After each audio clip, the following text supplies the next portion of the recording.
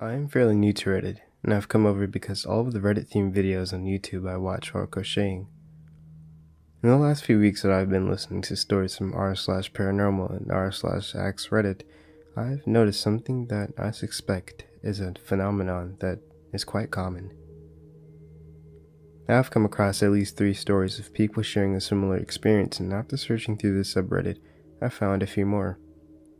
What makes me so interested in this phenomenon is that I had a personal experience with it. It's been quite some time since it happened, but I can still remember it in detail. Back then, I lived in my old family home, an old brick building built somewhere in between the late 1800s and early 1900s as a worker accommodation during the industrialization, which is kinda old, but not that old for a house in Central Europe. I always suspected that there was something wrong with the house. During the 22 years I lived there, I've accumulated quite the amount of crazy incidents, which I'd also love to share here sometime. It was the summer of 2008. I, 15 at the time, was lazing around in the living room, watching cartoons in the middle of the day until I got bored. It was one of those sunny, cozy Saturday afternoons where no one would suspect anything bad or supernatural to happen. I turned off the TV, got off the couch, and was about to leave the room when, in the middle of the doorframe, I got the sudden sensation that I should stop, that someone was blocking my path. At the same time, I heard it. There was a loud and deep growling noise, like from a large and very angry dog, but even louder and deeper. I could feel it vibrating in my whole body, like the bass during a concert, and it felt like the sound was coming from directly in front of me. Never before in my life had I felt like my life was in danger. In that moment, I did.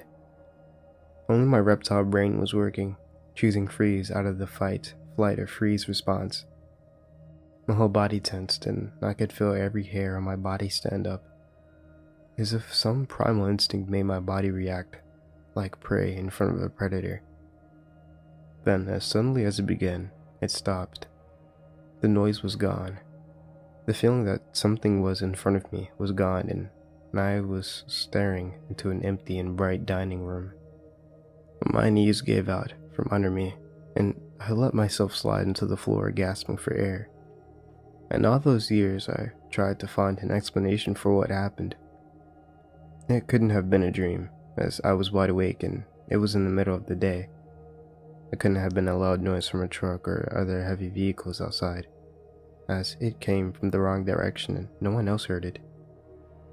It couldn't have been a neighbor's dog, as I heard him bark, growl and howl and jump around many times, and all the noises he made were more muffled and a lot quieter through the walls.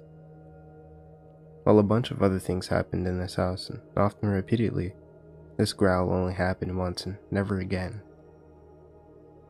I still think about it from time to time, and it still gives me a weird gut feeling. And I've noticed that I'm not the only one who has experienced this phenomenon. So if anyone wants to share their story or has any idea what this could have been or any rational explanation, please comment. I'm curious about your stories and theories. Go away, Eric. Please move on and leave us alone. It's the last line of Christina's latest note to me, which she's typed and left on an open MS Word doc on my old laptop. It's more than heartbreaking to read, just as it was devastating to watch her move her fiancé, Brian, into the bedroom we used to share as husband and wife.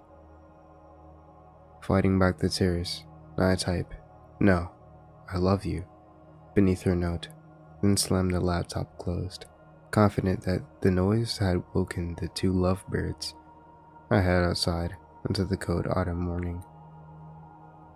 Even though I'm no longer welcome in my own house, I still can't bring myself to leave. It's my property. I had purchased it well before we married. However, these days I'm really liking it out by the shed, hanging with the shovels, rakes, and power yard equipment. It's peaceful back there. I grab a shovel and set myself to digging behind the shed. Digging helps me get out of my frustrations. I find it mildly therapeutic. and after a few shovelfuls, I grow restless and move to a new location, the vegetable patch in the front of the shed. Christina and Brian hate when I dig there. She'll eventually come out and fill in those holes, like usual, as Brian yells at her about how they need to move. While he's doing that, I'll just sit back in the bushes and laugh, as usual. As I excavate deeper into the soft dirt, I try to remember what went wrong with Christina and my relationship. Sure, we'd had our share of arguments, but it wasn't until she started spending longer hours at work with a new coworker, Brian, that things really began to go south. It all culminated with the awful dinner Christina made for me one night. It should have been good. It was steak and potatoes, but it just tasted off. I remember I made a comment about it and she got this scared and worried look in her eyes, as if I just caught her doing something she shouldn't. It was strange. Down in the hole, I hit something solid. The dirt had been very soft, so it hadn't been hard work. At the bottom of the hole was what appeared to be the top of a wooden chest. Seeing that chest, I'm instantly flooded with memories of pain, heat, and sheer terror. I drop the shovel and stagger back. Behind me, I hear the screen door open. Brian and Christina are arguing when they come running out. They are arguing about my note on the laptop. They are arguing about the hole I dug. When they extract the chest, which is apparently full to the brim with a fine gray powder, Brian tells Christina that she should have dumped them in a river far away from here. Dump too. I know I'm not wanted here, and I should just move on. I just can't bring myself to do it. So this is a story that happened in my hometown in the 1980s. There was a police officer, let's call him John. John was the police of this town. It was midsummer and there was very little to do at that moment. He said that he saw a boat flip on the lake, and he saw two persons on that boat that fell over, and they were not able to reach the shore. The weather was windy, so the waves were quite big, and he himself didn't have a boat to try and rescue them. So John decided he was going to at least retrieve the bodies. He asked one of the local herders if they had a boat in the neighboring lakes that he could borrow. There was one person that had a boat, so the police borrowed it. A couple of days later, John went up to the Turda. This lake was at the border between the Turda and the forest. He got the boat and arrived at the lake. He had a scuba set that he had bought with him. He rowed right above the spot the people had fallen over. He put on the scuba gear and dove down. The water was a bit murky, but you could still see it quite well. He managed to locate the bodies. It was a 40-year-old man and his 11-year-old son. He swam closer and closer and decided he is going to lift the body on the boat. Just as he was about to grab the child, he saw something at the side of him. The father's arm was almost reaching for him. He dodged the arm and took the child. He swam with the body to the boat and put it on the boat. He didn't think much about it. Maybe it was just the water that moved the arm. He drove down again to retrieve the father. Just as he was about to grab the body, the arm rose again. The arm tries to grab John, but he manages to dodge it.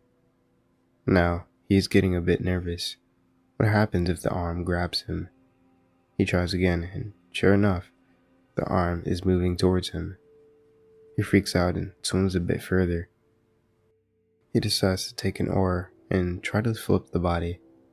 He swims to the boat and gets an oar. He swims back down and manages to flip it. He swims with the oar to the boat and dives down again. Just as John is about to grab the man's leg, the body quickly turns around and tries to grab him. He dodges again and is freaking out, and then decides to get his lasso to try to pull the body up to the boat. He swims back up and takes the lasso down. He quickly puts the lasso around the leg. Just as he gets on it, the arm is reaching for John. He swims back to the boat and starts to pull the body up. After a bit of struggling, he manages to get the father's body on the boat. He covers him in a tarpaulin and goes back to land. Then, out of nowhere, a storm appears. It starts to hail, and a giant downpour of rain. The weather in these parts can be unpredictable. He has no choice than to crawl under the tarpaulin and stay under there until the storm goes away. He sits there for hours with the bodies. A couple times, he could have sworn that he saw the father move a little bit. The night goes by slowly. In the morning, the weather starts to clear. He then hears the sound of an AVT. It's one of the herders. John crawls out to greet the man.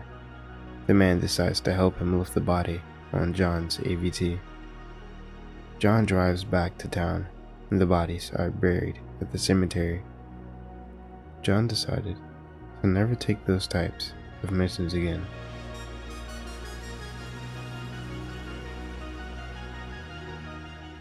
Thank you guys for listening to this story for today. I hope you guys enjoyed it. Now, thank you to each and every Redditor that participated in today's video, and thank you all for allowing me to narrate your great stories. Now, once more, I hope you guys enjoyed these stories for today, and I'll see you guys in the next story. So, don't forget to sit back, relax, and indulge in fear.